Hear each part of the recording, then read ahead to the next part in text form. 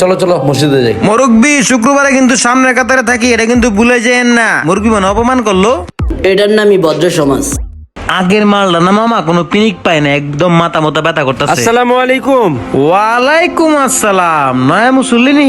না রে, নয়া মুসল্লি তো হইতে পারলাম না, হওয়ার চেষ্টা করতেছি। যাই হোক দোস্ত, অনেক সময় তো বান্দামি ফাজামি করলাম, চল এবার একটু নামাজটা পড়ে আসি।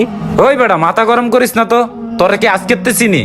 ছোটবেলাতে তোরে চিনি। এই এলাকার গরু ছাগল বুড়া বুড়ি সবকিছু তোর কাছে ধরা, আর তুই আইসোস আমগরে হেদায়েতের কথা কইতে। এডি হয়নি। যা বেটা যা, মাথা গরম করিস না, যা।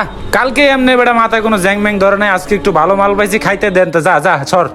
কি রে, তোরা কথা কথা আমার অপমান করস? আমি কি তগরে কোনো খারাপ কথা কইছি? তগরে কইছি আয় আমরা নামাজে যাই, সবাই নামাজ একসাথে পড়ি, পড়লে একটু ভালো লাগবে। কি রে মামা, তোর কথা কি হয় নাকি?